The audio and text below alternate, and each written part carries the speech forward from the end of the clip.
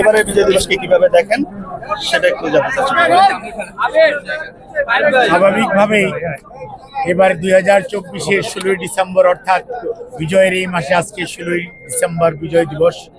এই বিজয় দিবস অন্যবার এসছে একটু পৃথক এ কারণেই স্বৈরাচার পতন হয়েছে, যারা সত্যিকার অর্থে স্বৈরাচার পালিয়ে গেছে এবং স্বৈরাচার পালিয়ে যাওয়ার কারণে আজকে দেশের মানুষ বুক ভরে শ্বাস নিতে পারছে, কথা বলতে পারছে এবং আজকের এই সাভার জাতীয় স্মৃতিসৌধের ব্যাপক মানুষের উপস্থিতি প্রমাণ করে যে মানুষ কতটুকু তার মনোযাতনায় মনোকষ্টে ছিল, তার ভাব প্রকাশের তার যে প্রতিকূলতা প্রতিবন্ধকতা ছিল সেটি আজকে নেই।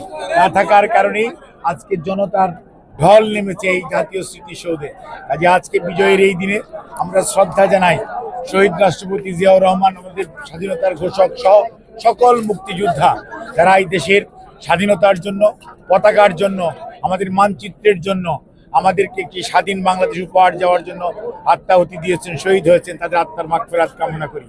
যে সকল মা বোনেরা তাদের সম্ভ্রমের বিনিময়ে আমাদের এই অর্জন, তাদেরকে শ্রদ্ধা জানাই।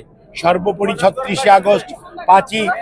36শে জুলাই 5ই আগস্ট করতে যে বিগত 15.5 বৎসর এবং গত 1.5 মাসে যে হাজার হাজার নেতাকর্মী শহীদ হয়েছে, শাহাদত বরণ করেছে ছাত্র জনতার আন্দোলনেও, তাদের সবাইকে আমরা শ্রদ্ধার সঙ্গে স্মরণ করি।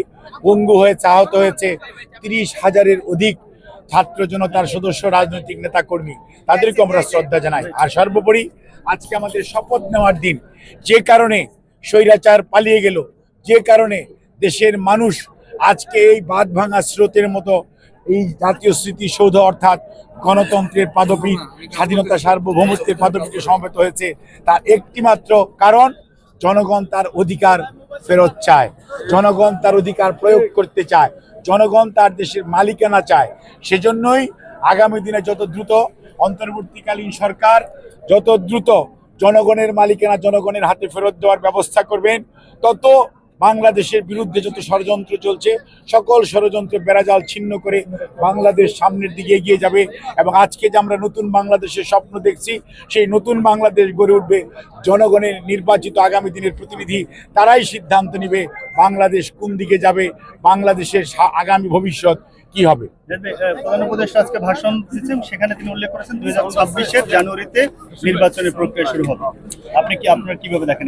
প্রধান উপদেষ্টা তারপরেও গত 4 মাস যাবৎ বলার পরেও আজকে যেহেতু উনি এই কথাটি বলেছেন, এই জন্য ধন্যবাদ দিতেই হয়। বাট তারপরেও আমরা বলবো, যত প্রলম্বিত করবেন সমস্যা তত দীর্ঘায়িত হবে। এবং আজকে জনগণ দ্রব্যমূল্যের ঊর্ধ্বগতিতে দিশেহারা, জনজীবন আজকে বিপর্যস্ত। কাজেই মানুষ তা যত দ্রুত একটি গণতান্ত্রিক পরিবেশ ফেরত পাবে, তত বেশি মানুষ খুশি হবে, মানুষ আনন্দিত হবে।